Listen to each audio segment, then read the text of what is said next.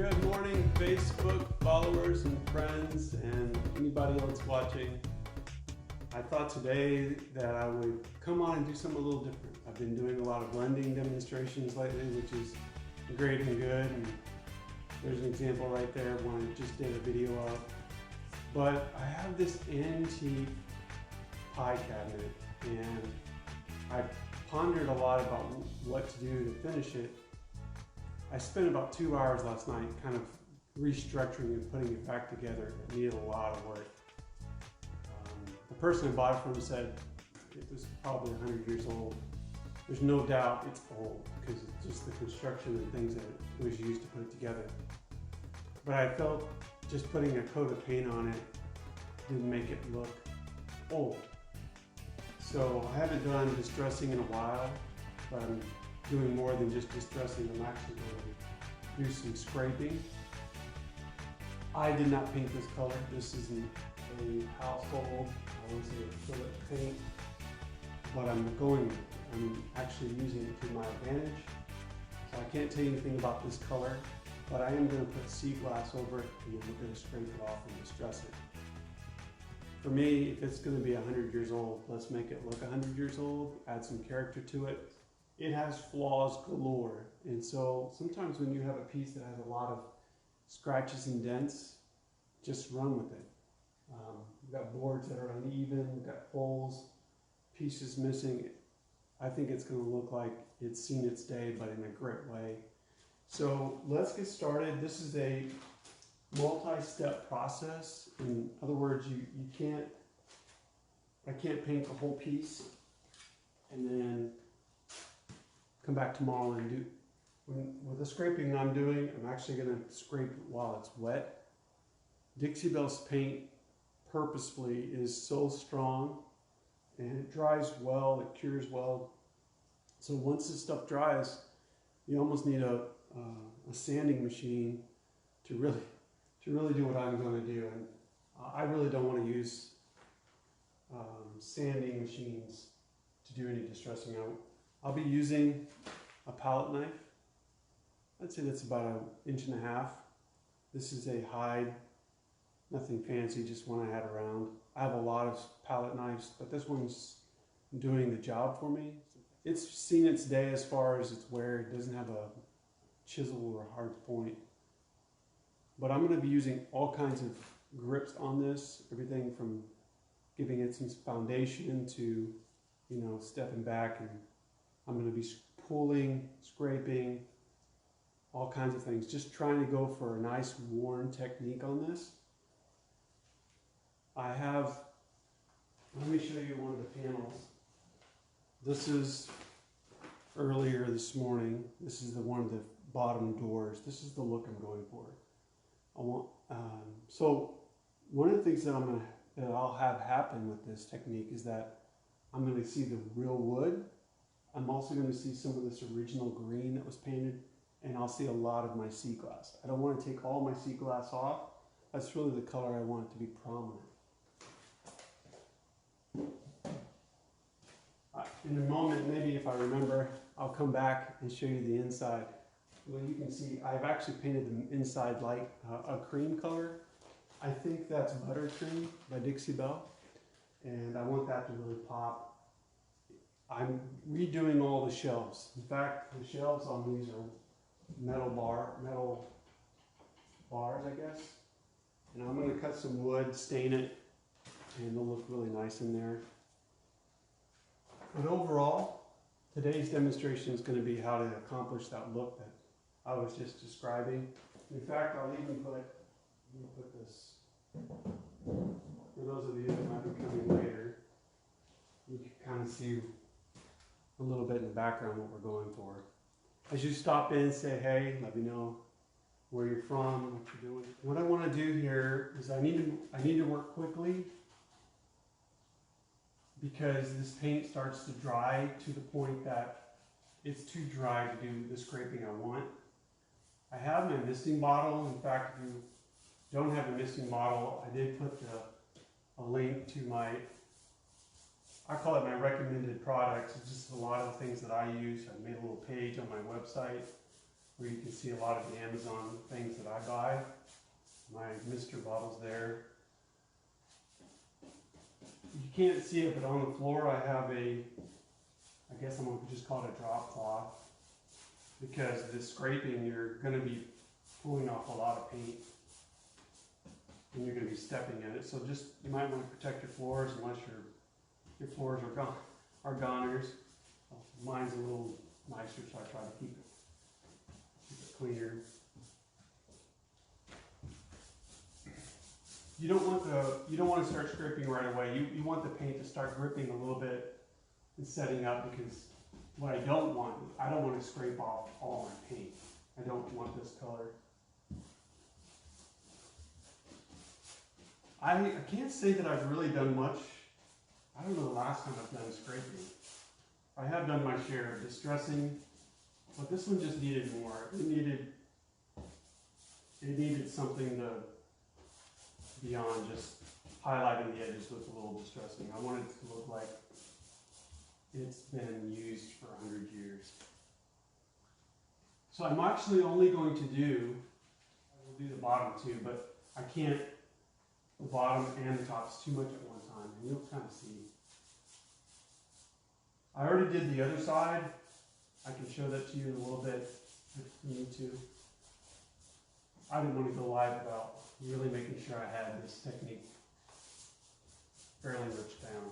Okay, so that's pretty much all I want to do for the top. I'm going to put my brush back in my Ziploc bag. Not that I can't clean it later, but it just gives me... The other thing that I have going on right now, I have paper towels to wipe off my palette knife. And all I'm doing right now, there's, like I said, multiple techniques. You can just push it up. You can scrape down. I find the scraping down works really well for like corners, getting in grooves. But you need to do some intentional paint removal. And this is where you have to experiment with angles. You can go straight up and drag like this, like straight into it. You can try and use the corner more. I want wood to show. So if you're not getting wood to show, you need to change your angle. For this piece, there's so many dings and scratches and previous layers of paint that it's kind of hard to actually get a flat scrape just because there's so many unlevel areas. I'm excited about this piece just because it's different from what I've done a lot lately. I've done my fair share of farmhouse. I think it's great for an artist to be diverse in their techniques. That gives you a little bit more value to your customer. But plus it's just fun to experiment. Now keep in mind, while I'm dilly-dallying over here, you might want to keep some of this paint wet. Last thing you want is hard rock paint. Random is the name of the game today. Don't get stuck on one technique. When you see my fingers at the very end of the palette, I need a nice firm edge, because just doing this is not enough. I really have nothing against the previous coat of paint. Yes, it's acrylic, but the problem is it was just painted straight, no effects, nothing, no glazing. I might come back just to give you guys some ideas. We'll see how it goes. I might come back with some Dixie dirt. Some Dixie dirt will give this a little bit of age. I actually did a smaller pie cabinet several months ago, and I really love how the Dixie dirt just made it look like it was sitting in the country kitchen for 100 years. So I don't know that I'm going to do any dark, glazing like Van Dyke or black or anything like that. I think the scraping is going to do enough. I just might add some Dixie dirt to make it look a little bit worn and dirty.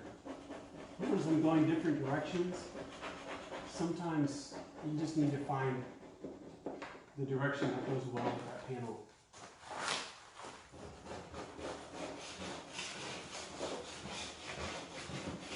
This paint is so, the wood is so uneven. The technique's working really well. Hopefully it's not too loud. This is probably a good lesson in letting the piece kind of dictate the finish. I mean, I could have gone ritzy and glamorous on this, but it would have been ridiculous because it's so beat up. And I'm taking that to my advantage. I almost painted this, what was that color? Mermaid tail, but I thought that was too dark. If you think about it, they probably didn't have a dark teal 100 years ago. But something like this, a muted palette, totally think it's logical. So like I said, different angles, different. I'm finding that using the corner helps a lot.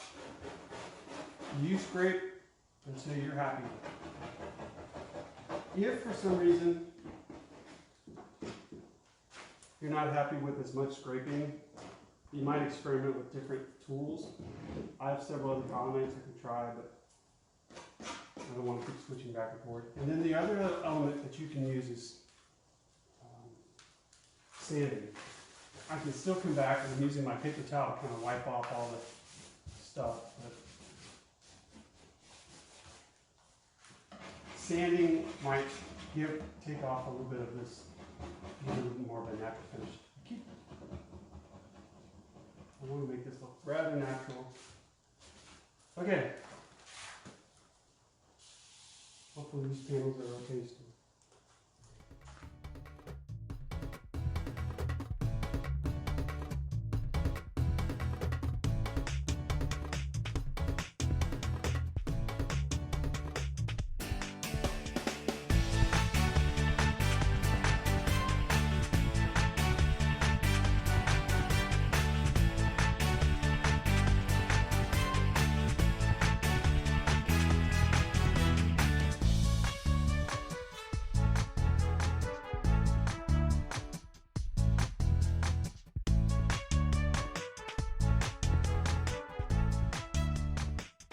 Here.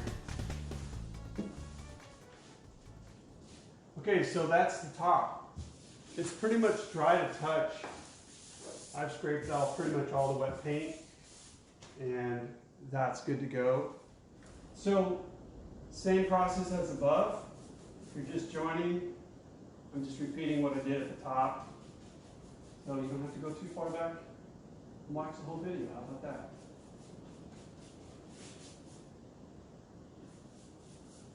I don't mind being live. Got nothing else to do, right?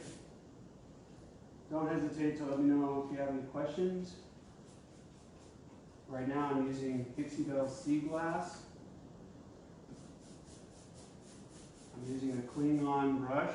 This is the F30. No particular reason other than the fact that I do like the flat aspect of it.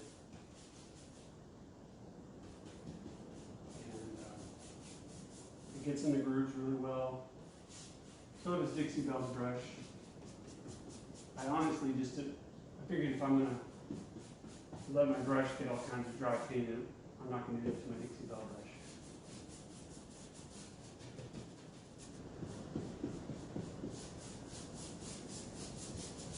All right, so a while ago I painted all the way across and I just felt like the paint dried too fast, even with me spraying it. So I'm just gonna paint half the bottom,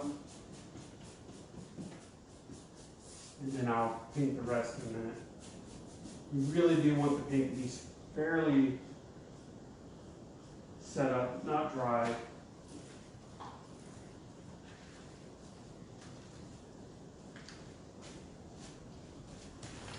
So back to my palette knife, and remember again, multiple scraping.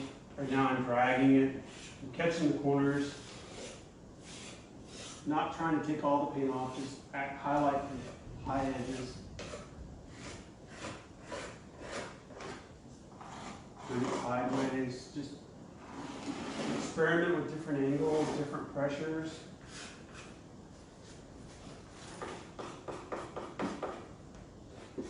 Sometimes dragging's enough. You can go up. Just be gentle this way. I will not lie, I am scraping into the wood a little bit, but if you saw this piece in person, you would understand that that's not occurring.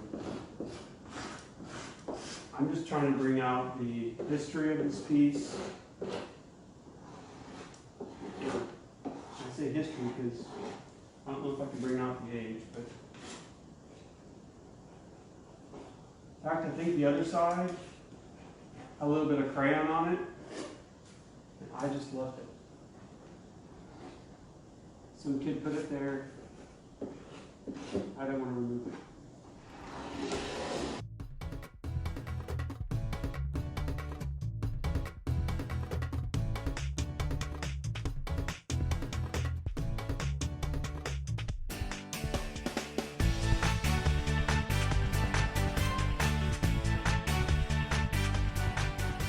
Talk to customers, because I usually have multiple things going on. Like that way, I don't say I can say which buffet, and they can say, "Oh yeah, that one, the teal one." Okay, what if I have two teal ones? But anyway, the naming's been fun. I enjoy doing that. There usually is a rhyme or reason to the name. Street I bought it, person I bought it from. That's not always the case, but I will tell you, and I just did it, but sometimes one reason why I like to not do half is that now I got paint where I didn't want it, so I gotta wipe it off. So I get this paint on.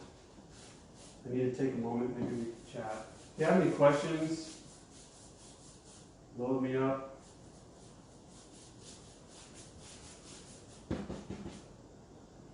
I was going to work on the French provincial dresser project, but unfortunately I ran out of paint. So I'm getting some more later today. So we'll see. Maybe I'll do another watch tonight. I don't know. I'm not sure if J-Po will work though. We need something a little bit more 100 years old. Got anything like that? 100 years old? Or kitchen and pie cabinet sounding. Actually, the names I choose rarely have anything to do with what type of piece it is. I do try to not give a fancy, have a name that's weird. Like, to me, French provincial pieces just don't seem to work too well with the guy's name. I don't know, they're too dainty for that. It's like calling a pink dresser Henry or something. It just doesn't work.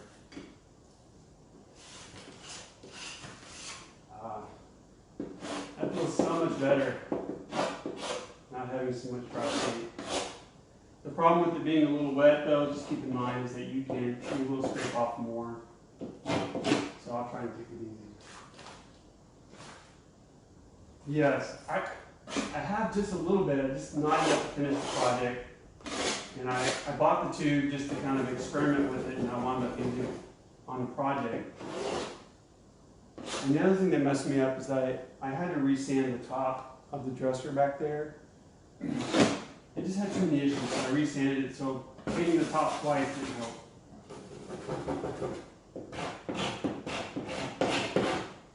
Well, I need to do some more blending and put another coat on the top, so there's no reason to do that without more paint.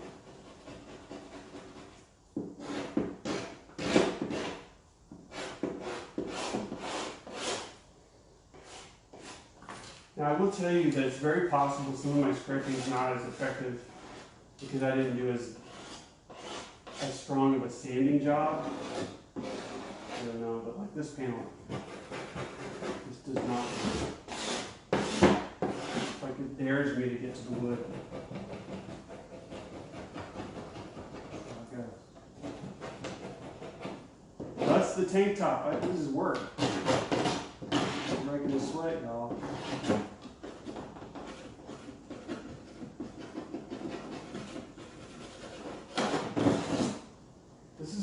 projects that there's no way you're doing all this just because you want to get a paycheck. You gotta love this to want to put your sweat into it. I don't even know if I don't usually discuss how much I pay for things.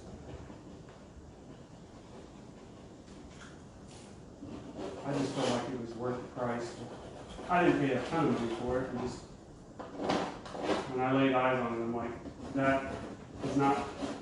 You know, they say the best time to buy a project is a piece of furniture or something special is when you see it, because you don't come across things like this very often. Just like that fancy buffet I did about 2-3 projects ago, one I painted gray, I just had to have it. Fortunately, it sold. Alright, this one is really does not want to be straight. I can't believe how hard I worked on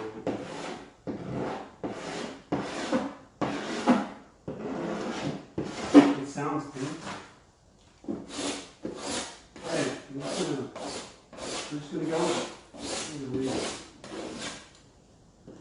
If the piece says I don't want to play, you don't have to kill it. So we're gonna be done with that.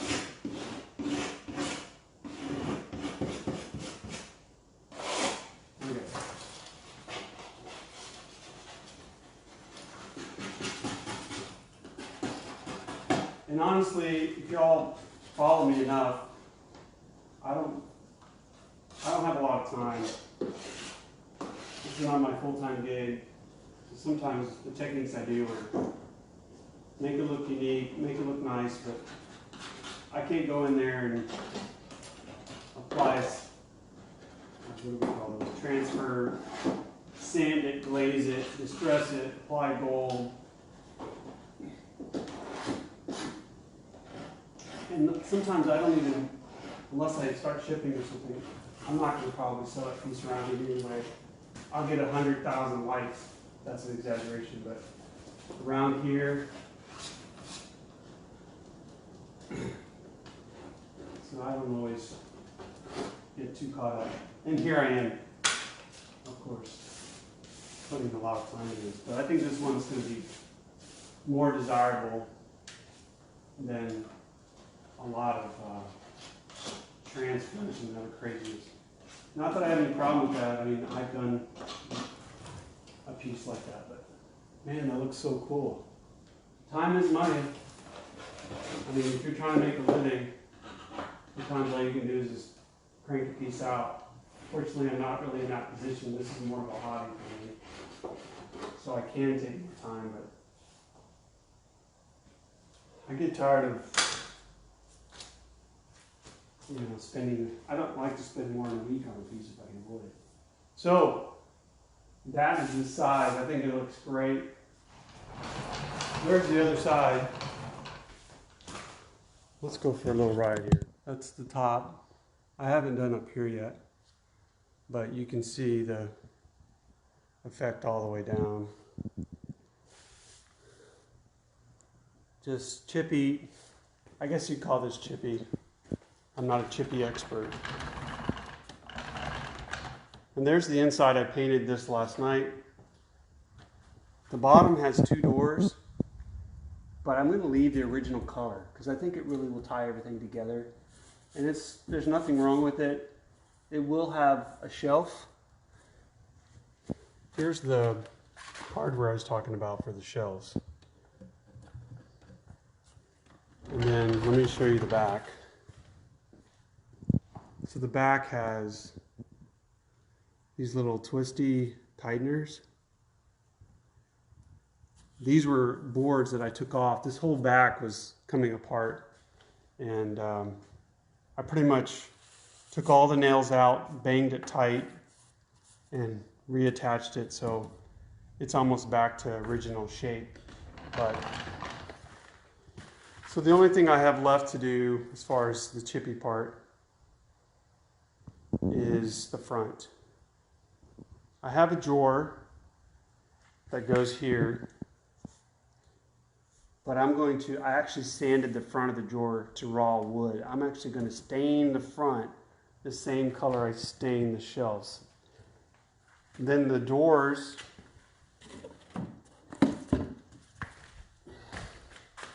here's the door.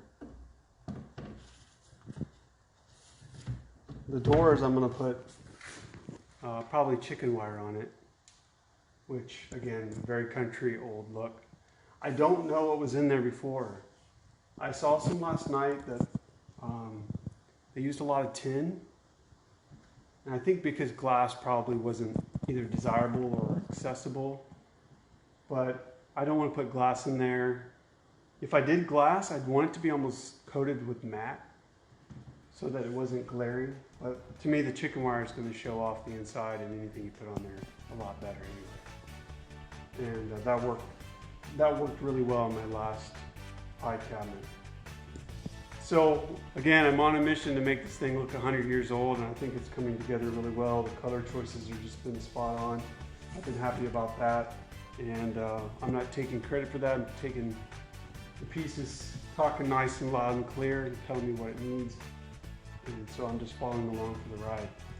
I do want to thank you for joining me today. Hope you learned something. Don't hesitate if you're on the replay to let me know and ask any questions you got.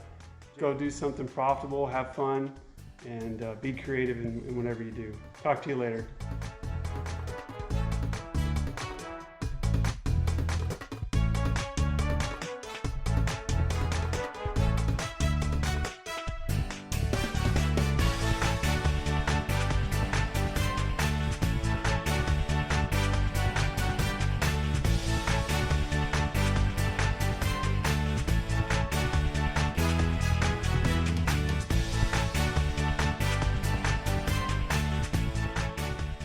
That's the end of the show. Make sure you subscribe and ring the bell before you go.